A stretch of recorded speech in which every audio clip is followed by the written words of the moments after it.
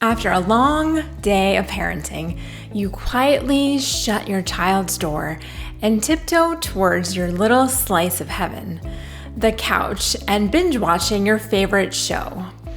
All that stands in between you and your adult quiet time are the little ones who should now be drifting peacefully off to sleep.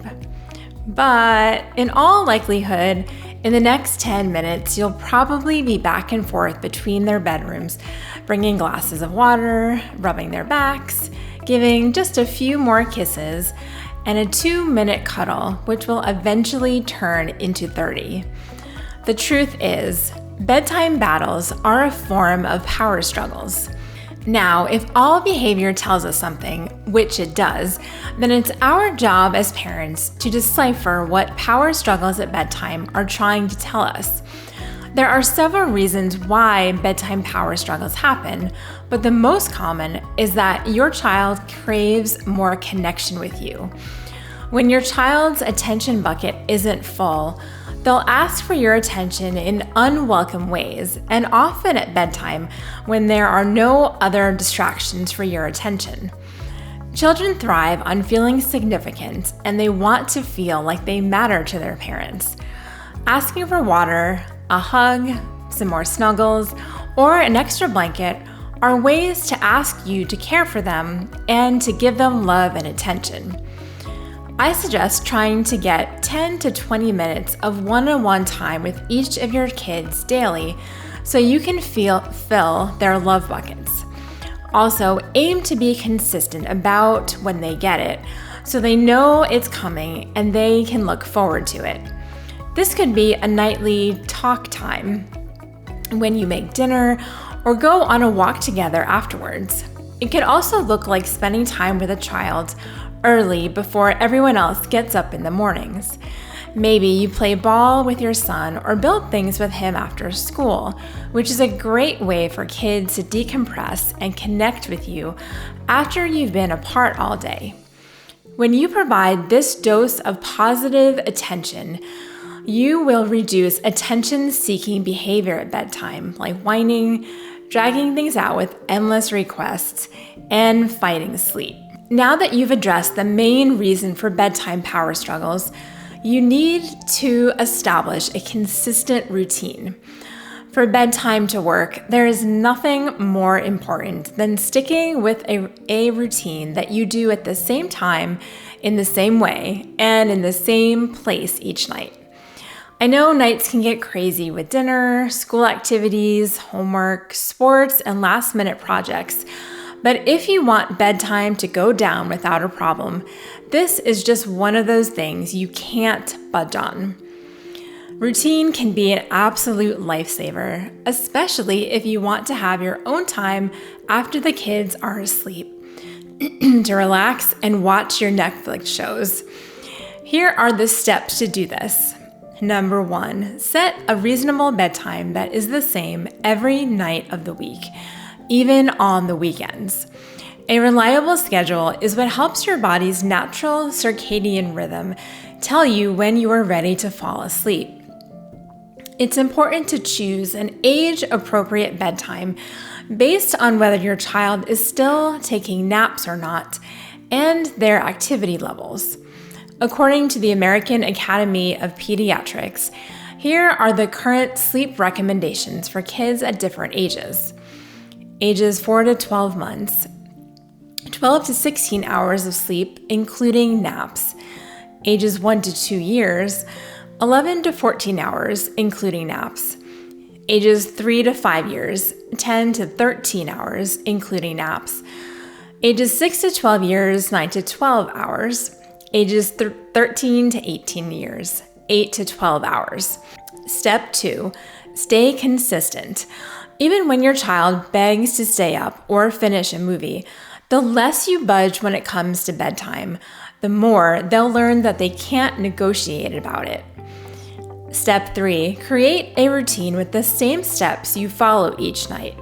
When you establish a pre-bedtime routine, it's like practicing good sleep hygiene and is a big factor if your child will fall asleep more easily at night or fight it. A good pre-bedtime routine will take between 20 to 30 minutes or a little longer if you include a bath. Here's a sample pre-bedtime routine for a toddler or a preschooler. Take a bath, get into pajamas, brush hair, get a cup of water, brush teeth, read 2 books with mom or dad, and then lights out. Now, you want to make sure you give kids plenty of time to get the hang of the new routine. Learning the order of operation won't click overnight, so it's important to be patient and allow for a learning curve to happen, especially for toddlers. Using picture routine cards can be a huge help in showing kids the steps for their bedtime routine. Or a chart, such as a bedtime routine chart that visually shows kids the order for the night, can work great too. Older kids will pick things up quicker, but they still need a few days or even a full week to get the hang of your new routine. Anytime you create a new routine or set new rules, kids will want to rebel. They'll reject boundaries, try to go out of order, and see how far they can push limits. So implement the when, then bedtime rules. This tool helps motivate kids to complete the more mundane parts of their bedtime routine that they may dislike. For example, you can say, "Trenton, when you brush your teeth, then we can read a book." Children are ultimately in control of when they'll complete these tasks, and if they do complete them quickly, they get to do the things that they enjoy afterwards, like reading a book or cuddling with mom or dad before lights go out. However, if they don't move quickly, it's entirely up to them if they don't get to the then piece of the night before bedtime. The thing is, you have to be consistent. If your child doesn't get to do the extra thing before bedtime, then they just go to bed, and the next day they'll learn that they have to move quicker to get to the when-then part of the night. When children know what to expect each night, they're much more likely to comply. If your children are still trying to grasp the concept of time, something like a time timer can be a huge help. This works as a visual, showing kids how much time is left, and it works so much better than shouting, 2 more minutes, which can be pretty abstract to a young child. It's also important that you don't energize your kids at night. While it's fun to have a pillow fight or wrestle with dad now and again, doing it right before bed is like shaking a can of soda and waiting for it to explode. When you wind your kids up and do energizing activities before bedtime, their bodies no longer think that it's time to go to sleep, but that it's time to stay up and have fun instead. If you do any energizing activities, make sure that they're at least an hour before bedtime, and that you do plenty of calm ones afterwards to help kids slow down and prepare for bed. Also, avoid caffeinated drinks and food, which can stimulate kids just the way pillow fights and wrestling games can. You also want to limit technology use at night.